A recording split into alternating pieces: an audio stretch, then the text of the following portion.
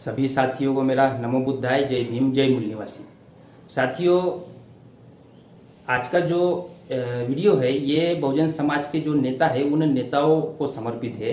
जो बहुजन समाज की विभिन्न पार्टियों के नेता है उन नेताओं से मैं अपील करना चाहूँगा कि भारत मुक्ति मोर्चा और बहुजन क्रांति मोर्चा के राष्ट्रीय संयोजक वामन मेश्राम जी ने 6 अक्टूबर को आरएसएस के हेडक्वार्टर पर मोर्चा ले जाने की जो घोषणा की है, मोर्चा लेकर जाने वाले हैं, तो उसमें वे लोग अपना समर्थन जाहिर करें, उसमें अपने कार्यकर्ताओं को भेजें और उस मोर्चे को बड़े पैमाने पर सफल करवाने की कोशिश करें। तो एक बात आप सोच सकते हैं कि भाई बहुजन समाज के नेता ऐसा सोच सकते हैं कि ये हमको सलाह देने वाला कौन होता है, और उनका सोचना लाजमी भी है। मैं बहुत छोटा व्यक्ति हूँ उनके सामने, तो मैं सलाह नहीं दे सकता, लेकिन मेरे मन में जो बात आई उसको मैं बताना चाहता हूँ। तो उन नेताओं ने आखिर वामन मेश्राम के मोर्चे को समर्थन क्यों देना चाहिए, इसके ऊपर मैं कुछ महत्वपूर्ण बात आपको बताना चाहता हूँ। तो इस बात को कि बहुजन नेताओं ने समर्थन क्यों देना चाहिए, उसके पहले आप इस बात को समझना होगा कि आरएसएस आखिर जो काम करता है उससे आखिर होता क्या है। तो उस बात को अगर हम समझेंगे तो फिर वामन मेश्राम को समर्थन क्यों देना चाहिए, ये बात हमें एकदम क्लियर समझ में आ जाएगी। तो आरएसएस ने क्या किया कि आरएसएस ने SC ST OBC का वोट ब्राह्मणों को मिले, इसके लिए उन्होंने एक आवरण रचा जिसका नाम है हिंदू। तो SC ST OBC जो है वो हिंदू के नाम पर ब्राह्मण को अपना नेता मान लेता है और नेता मानकर फिर उसे जो है वोट देता है, और इस तरह वो राजनीति में ब्राह्मण सफल होते हैं। अगर कल्पना कीजिए कि अगर मान लीजिए कि हिंदू नाम का कॉन्सेप्ट भारत में नहीं होता, तो SC ST OBC किस आधार पर वोट देता? तो SC ST OBC SC के आधार पर वोट देता, ST के आधार पर वोट देता, OBC के आधार पर वोट देता। लेकिन वो SC ST OBC के आधार पर वोट ना दे, बल्कि वो ब्राह्मण को वोट दे। अब ब्राह्मण के नाम पर वोट मांगेगा तो SC ST OBC उसको वोट नहीं देगा। इसलिए ब्राह्मण ने क्या किया कि हिंदू का आवरण रचा। उस आवरण से क्या हुआ कि SC ST OBC के लोग ब्राह्मण को वोट देते थे, लेकिन इसका अल्टीमेट फायदा संपूर्ण भारत के ब्राह्मणों को हुआ, क्योंकि ये जो कॉन्सेप्ट है हिंदू का, इस कॉन्सेप्ट से प्रत्येक ब्राह्मण का फायदा होता है, चाहे वो किसी भी पार्टी में हो, चाहे ब्राह्मणों की BJP के पार्टी का ब्राह्मण हो, चाहे कांग्रेस की पार्टी का ब्राह्मण हो, चाहे ममता बनर्जी हो, चाहे कम्युनिस्ट का ब्राह्मण हो, चाहे BSP के ब्राह्मण हो, और हिंदू के नाम पर वोट उनको मिल जाता है। तो हिंदू का जो कॉन्सेप्ट है वो प्रत्येक ब्राह्मण का भला करता है, और प्रत्येक ब्राह्मण का भला करने के कारण जितनी भी पार्टियां हैं वो आपस में भला ही लड़ते रहे, दिखावा करे, कांग्रेस BJP से लड़े, कम्युनिस्ट जो है वो कांग्रेस से लड़े, ममता बनर्जी नरेंद्र मोदी से लड़े या BJP से लड़े, वो आपस में लड़ते रहे, लेकिन RSS के बारे में कोई कुछ नहीं बोलता है। क्यों नहीं बोलता? क्योंकि RSS जो काम करता है उसका फायदा सारी पार्टियों को होता है और सारे ब्राह्मणों को होता है। तो ऐसा कार्य जिससे भारत के प्रत्येक ब्राह्मण को फायदा हो रहा है, तो वो किसी भी पार्टी में वो ब्राह्मण रहे, वो RSS के खिलाफ में क्यों जाएगा? हाँ, RSS फिर डिसाइड करता है कि किसको कहाँ पे क्या काम करवाना है। तो इस तरीके से उनका ये बिना कहे का अनकही एग्रीमेंट है। तो आपस में वो RSS का विरोध नहीं करते, RSS वो काम करता है जिससे ब्राह्मणों का फायदा हो। तो हिंदू का कॉन्सेप्ट ब्राह्मणों का फायदा करता है। तो इस बात को ध्यान में रखते हुए इसको डिटेल में अगर समझना है तो मेश्राम साहब के कई सारी स्पीच में इसको मेश्राम साहब ने बहुत बढ़िया ढंग से, बेहतरीन ढंग से डिटेल में समझाया है। लेकिन मैं कह रहा हूं कि इस बात को ध्यान में रखते हुए आप ये सोचिए कि वामन मेश्राम जो RSS के हेडक्वार्टर पर मोर्चा लेकर जा रहा है उसका फायदा किसे होने वाला है? क्या उसका फायदा केवल वामन मेश्राम को होने वाला है? उसका फायदा तो संपूर्ण भारत के जितने बहुजन समाज की पार्टियां हैं उनको होने वाला है। क्योंकि RSS अगर कमजोर होता है तो ये जो SC ST OBC का व्यक्ति है ये ब्राह्मणों के उस जाल से बाहर निकल जाएगा, ब्राह्मण धर्म से बाहर निकलेगा, और निकलेगा तो फिर वो वोट किस आधार पे देगा? तो वोट वो SC ST OBC के आधार पे देगा, और जब SC ST OBC के आधार पे वोट देगा तो SC ST OBC के आधार पे तो केवल बहुजनों की पार्टियां काम कर सकती है। वो लोग तो SC ST OBC के आधार पे काम नहीं कर सकते, SC ST OBC के आधार पे पार्टी नहीं बना सकते। वो जो कुछ बनाएंगे वो उसके पीछे वो हिंदुत्व का मामला लाएंगे। ममता बनर्जी भी कई बार हिंदुत्व की बात कर चुकी है, अन्य भी जो लोग हैं बीच बीच में करते रहते हैं, कांग्रेस भी करती है। तो उससे ब्राह्मणों को फायदा होता है, इसलिए तो बात करते हैं ना। अगर फायदा नहीं होता तो क्यों बात करते।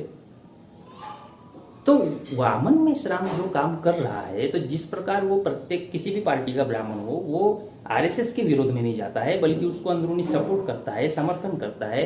अगर आरएसएस ने कोई बात समझाई तो उसको मानता है।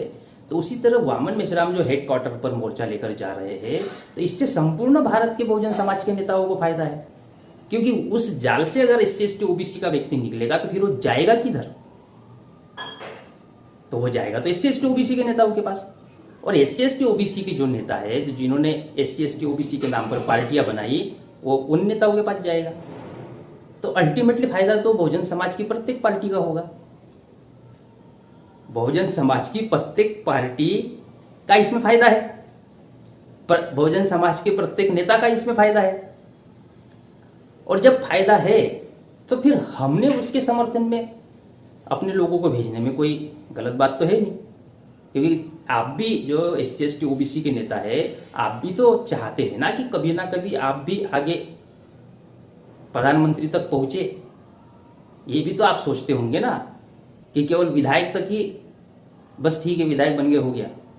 संपूर्ण भारत के राजनीति पर कब्जा किए बिना संपूर्ण भारत के बहुजन समाज का भला कैसे करेंगे? और संपूर्ण भारत की राजनीति पे कब्जा करने के लिए वामन मेश्राम जो काम कर रहे हैं, वो उनकी ब्राह्मणों की राजनीति को कमजोर करने का काम कर रहे हैं। तो बहुत सिंपल बात है। अब ऐसा है नहीं कि वामन मेश्राम अगर वो काम कर रहे हैं तो इससे वो प्रधानमंत्री बन जाएंगे, ऐसा तो है नहीं। लेकिन जो बेसिक काम है, जो जड़ें कमजोर करने का काम है, वो वामन मेश्राम कर रहे हैं। और जब जड़ें कमजोर करने का काम कर रहे हैं, तो आने वाले भविष्य में तो बहुजन समाज के नेताओं को फायदा ही फायदा है, फायदा ही फायदा है। जिस प्रकार 1925 में आरएसएस शुरू हुआ और फिर उन्होंने बाद में हिंदू धर्म का कॉन्सेप्ट लाया, हिंदू धर्म संसद बनाई, उसका फायदा आज तक मिल रहा है ना ब्राह्मणों को।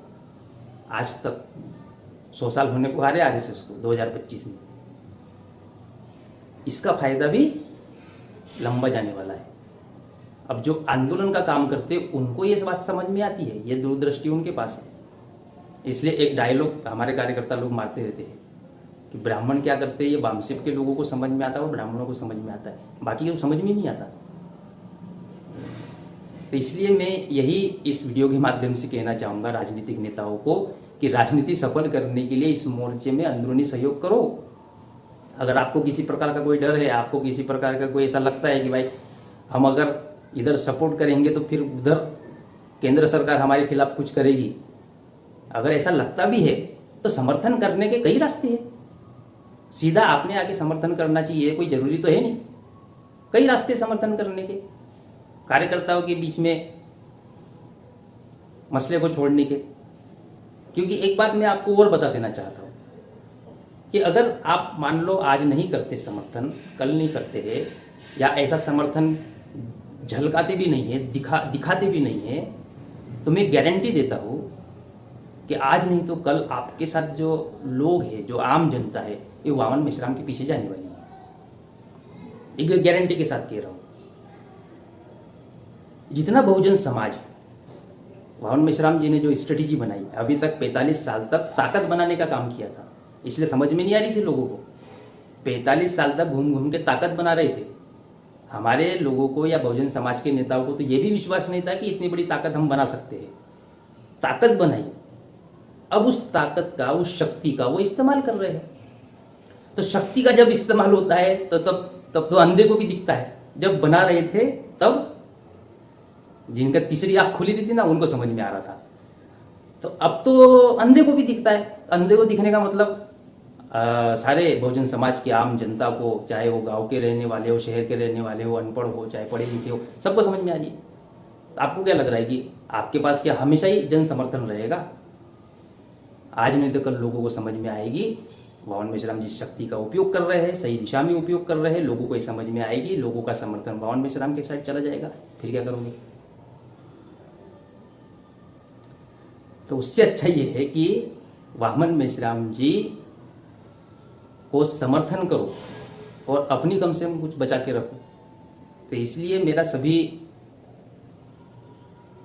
सभी बहुजन समाज के नेताओं से कहना रहेगा कि 6 अक्टूबर की रैली का और आगे आने वाले समय में भी भवन मेश्राम जी जो जड़ों पर हमला करने वाला जो काम है, जो बेसिक स्ट्रक्चर है, जो जिस ब्राह्मणी व्यवस्था के विरोध में हम बोलते हैं, लेकिन उस ब्राह्मणी व्यवस्था का जो बेसिक स्ट्रक्चर है, उस बेसिक स्ट्रक्चर को हिलाने का जब भी काम करेंगे तो बहुजन नेताओं ने समर्थन करना चाहिए। किसी के डर में, किसी के इसमें रहने की जरूरत नहीं है।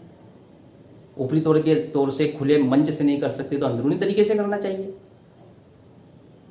लेकिन समर्थन करना चाहिए।